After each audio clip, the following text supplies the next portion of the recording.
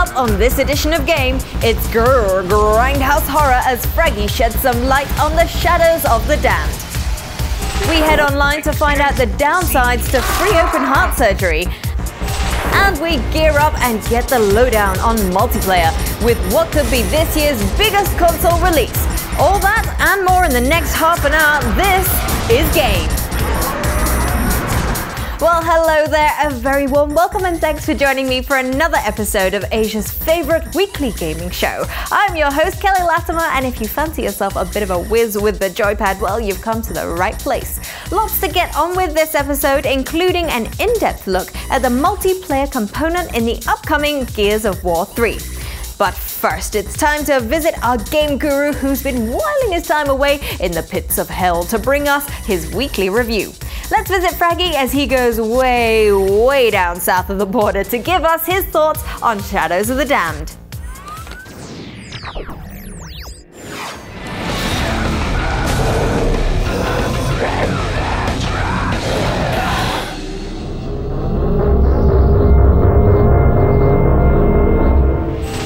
Hey, Fraggy here, and thanks for joining me in the Gaming Den. Now, if you're a fan of schlocky horror shows, you know, the kind with lots of fake blood and excessive violence, well, shame on you. But you know what, you might want to stick around, because in today's gaming review, we're going to be checking out the latest zombie bashing title from two of gaming's most creative individuals.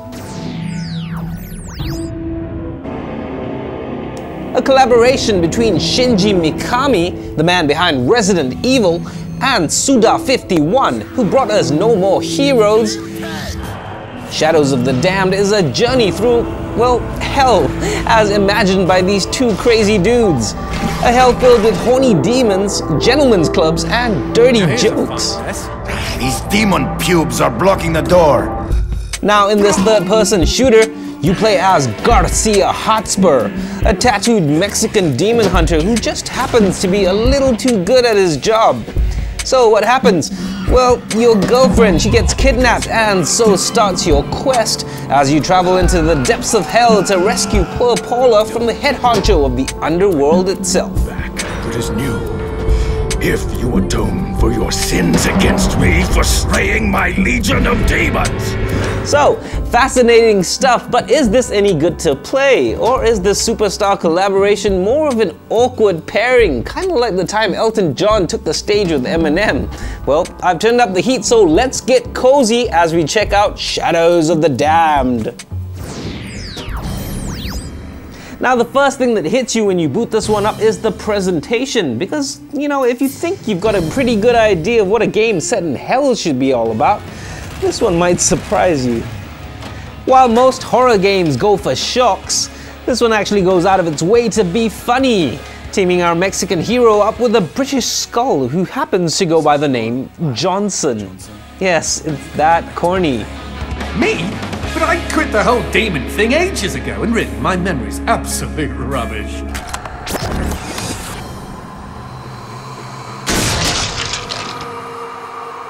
Well, won't be on this side of the door.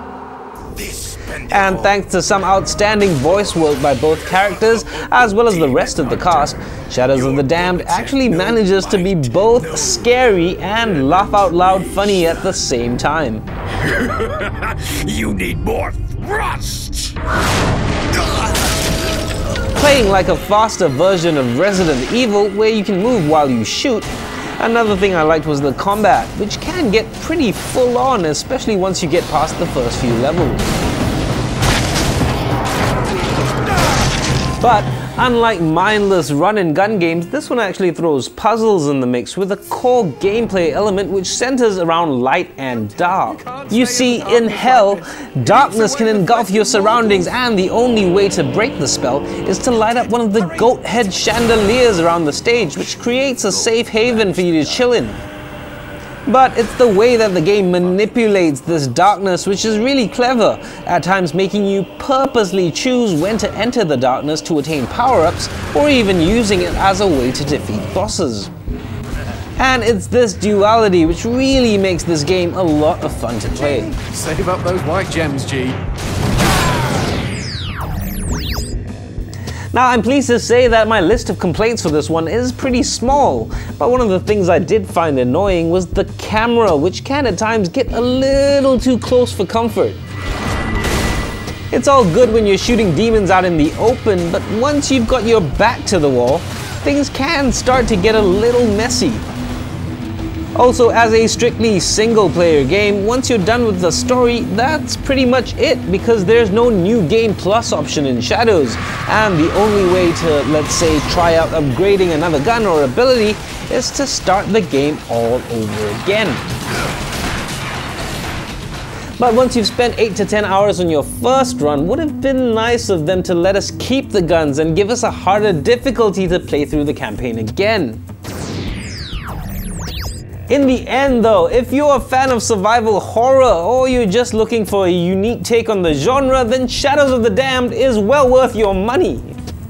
Now, I'll be honest, because when I heard that the Resident Evil guy was going to be involved, I was expecting an overly dramatic zombie game in which you turn with the speed of a tank. But thankfully the combat in this one is pretty spot on, especially if you like fast-paced action games like Gears of War. With some solid core gameplay, wild imagination, great puzzles and a wicked sense of humor, this is one collaboration between two game design geniuses and a game that definitely deserves to be in your collection. Just make sure you're over 18. Thanks for that, Frags, and how about that skull of a sidekick? Whew, well, if you haven't had your fill of Johnson jokes, Shadows of the Damned is out now on both the Xbox 360 and the PS3. And with that though, it's time for a little recharge as we head off for a break. But don't go anywhere, because when game returns,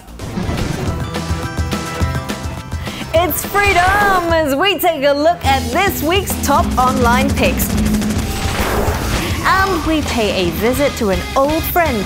Something borrowed, something blue, something in 3D.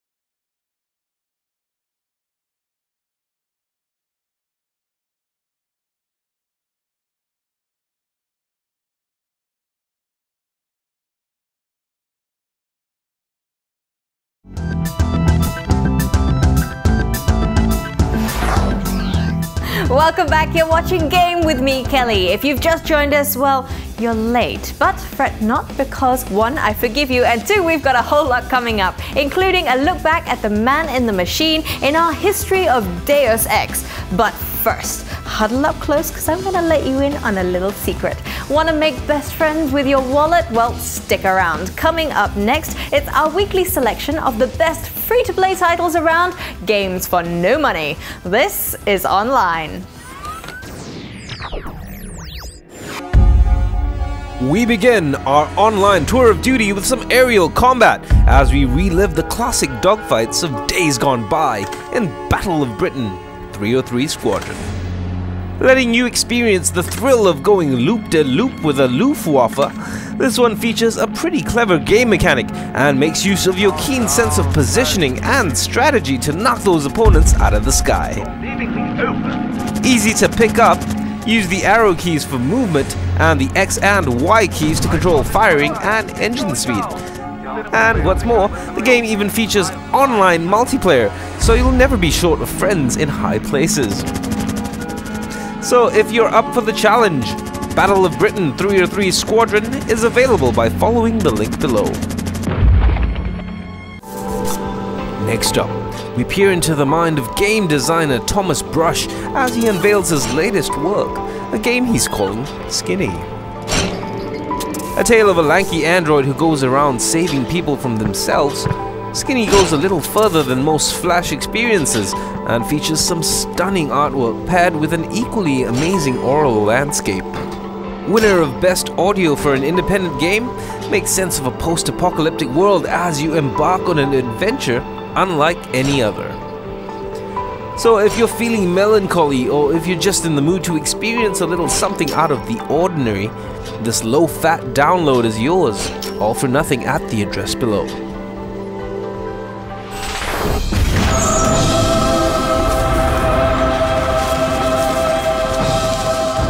And finally, we've saved the best for last, but if you've somehow put off downloading one of the world's best online shooters, today may be a good day to get into the fray because Team Fortress 2 is now free to play. Looking to bring its signature blend of class-based multiplayer action to a wider audience, Valve have announced that the game will be available as a free download for anyone on Steam. Available for both Mac and PC, TF2 is one of the most updated games online, featuring a slew of content like new maps, gameplay modes, and enhancements even years after its release. With a unique cartoon art style and an easy pick-up-and-play quality to the gameplay, get acquainted with the team's motley crew of misfits by visiting the address below.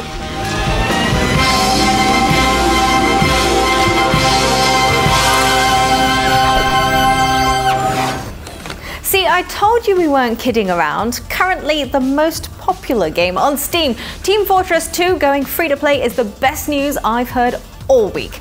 Don't forget, if any of you want to check out any of the games you've seen for yourself, all our links to the stuff we feature can be found on the addresses below. And of course, visit the very same websites if you want to chat with any of us here at the Game Team. We'd love to hear from you. Okay, up next, as news trickles out ahead of the upcoming release of Gears 3 for the Xbox 360, one of the key questions being asked is how the guys at Epic are handling multiplayer. With talks of a complete reinvention, we caught up with the team to find out just what's been changed and why. Time to rev those chainsaws, boys, as we go inside Gears of War 3.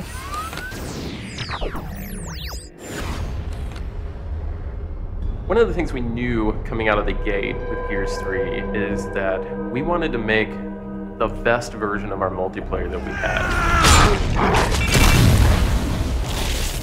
It's taking it to its max. Like, the thing for us is we've had the most time to polish that we've ever had. This is that extra 10%. It's the biggest campaign we've ever had. It's got Horde and Beast and competitive multiplayer, and it's gonna be the best multiplayer we've ever had. The most polished, best Gears game that Epic has ever made. People ask me all the time, is Gears 3 gonna play like Gears 1 or is it gonna play like Gears 2? Gears 3 is gonna play like Gears 3. Gears 1 was really fast, and we slowed down Gears 2 a little bit in terms of trying to, again, to make it more accessible. And we felt like, you know, I think a lot of feedback we've gotten from players is that we felt like the pendulum swung too far. And so we've found this middle ground. I think we found the sweet spot.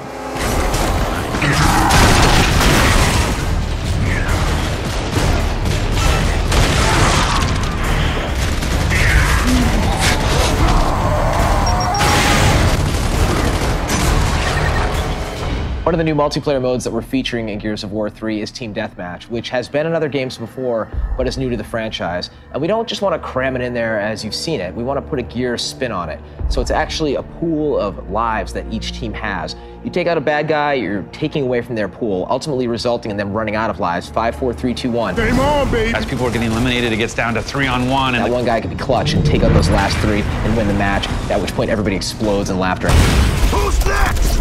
Now that we're at the third game in the series, we can have some of these unlocks that allow us to play with the formula a little bit. People don't necessarily want to just represent themselves in a fiction, you know, appropriate way. You know, the fact that people want to have a pink Lancer, you know, and they want to shoot people with a pink Lancer because they think it's funny or whatever it may be. One of the incredible benefits of being able to do a beta for this multiplayer is that it's going to allow us to polish the entire multiplayer experience. We have put so many hooks in this game to know how many people are being hit with which weapon's doing the most damage, who's being downed on which part of the map, who's being executed, are people executing. All of the stuff is being compiled in the back end so we can look at that and make a proper decision about how to balance the full game.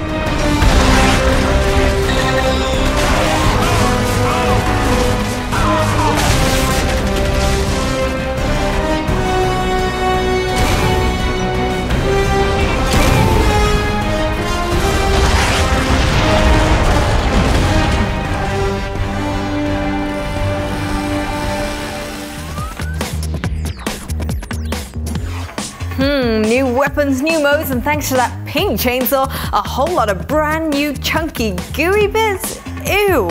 Well, the final chapter in the saga Gears of War 3 is set to release exclusively for the Xbox 360 later in September. And with that, we've crossed yet another checkpoint in the show. But check those autosaves, because when game returns, it's a blast from the past in our roundup of the best demos, plus a little bit country and a little bit rock and roll.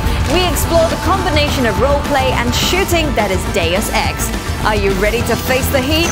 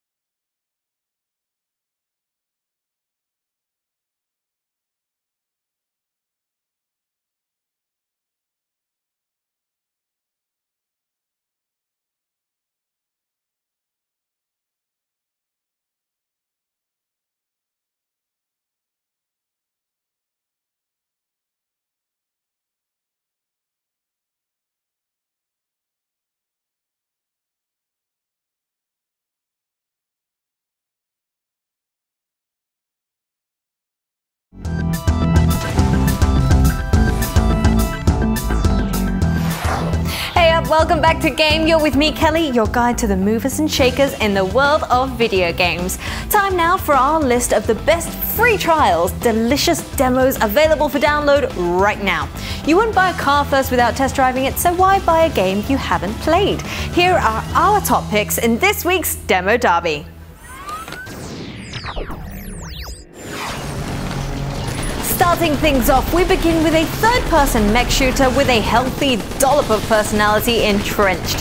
Set in an alternate reality right after the events of World War I, the story is essentially about two men who lost their legs in battle. Now, while one man, that would be you, goes on to building these giant mechanical walkers called trenches, you know, so people can walk again, the other, well, he invents the television and goes slightly bonkers in the process.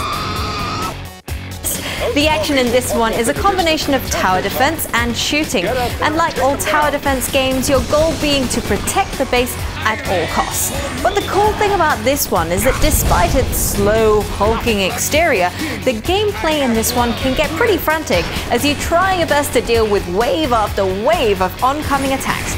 Now, the controls should be familiar to anyone who's ever picked up a console shooter, and with up to 4-player co-op online, this one looks to be even better with a couple of friends. So if you're the kind of gamer who likes tinkering with his rides, the demo of Trenched is available for download right now on the Xbox Live Marketplace. Also out now, time to revisit everyone's favorite bassy porcupine as we check out the demo of Sonic Generations. Featuring the first level of the Green Hill Zone, as well as bits and bobs from older titles in the series, this one is a throwback to the great gameplay that made the original such a hit. Now, if you haven't already heard, Generations is all about player choice, giving gamers two distinct versions of the Hasty Hedgehog to try out. The classic and the modern. But unfortunately, this demo only features the 2D versions of the stage. No matter though, because for what it lacks, Generations more than makes up for in fun, coming closer to the feel of the originals than any game before, complete with the twisty loops and classic tunes. What's more, the demo also ships with a full stereoscopic mode for those of you with fancy 3D TVs to show off the next time your neighbors come round. So if you fancy a little bit of a retro fling, the free demo of Sonic Generations is available on both the Xbox Live Marketplace and the PlayStation Network. Some great titles there to keep you busy this week. Well, I don't know about you, but once I hear them, I can never get these Sonic tunes out of my head. Torture or bliss, I'll let you decide as we turn our attention to a title which has been secretly bubbling away ever since it was first announced a little over a year ago. In this edition of the preview, we go back in time to check in on some of the older titles in a series which has helped define first-person role-playing games. So sit back as we present to you game's history of Deus Ex. With all the buzz that's going on about the latest title in the series, it's kind of nice to take some time to trace the history of one of gaming's greats. I never asked for this. Beginning life back in the year 2000, the original Deus Ex was a hallmark of game design.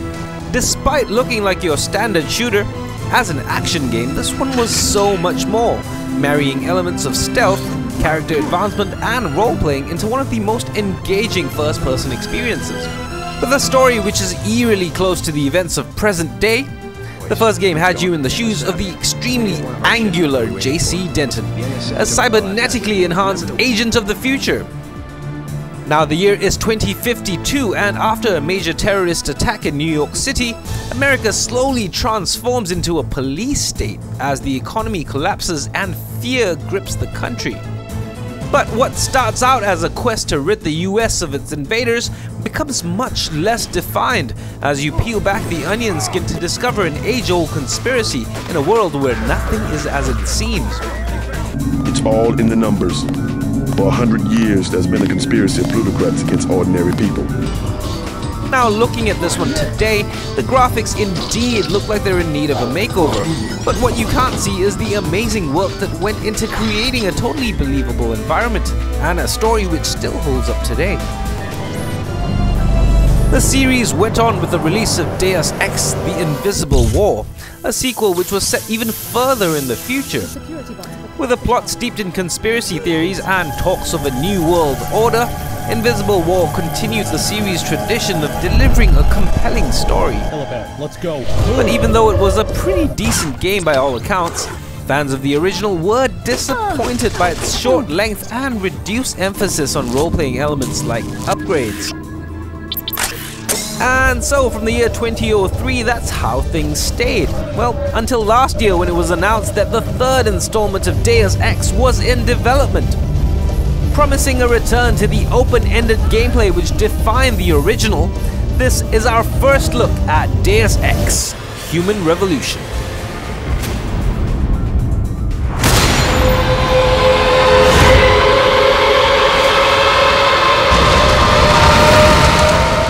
A series prequel set in the year 2027, you play Adam Jensen, a security specialist who's brought back from the brink of death thanks to some clever metal implants. But as the story progresses, you uncover a plot to force humanity down a twisted path of human evolution.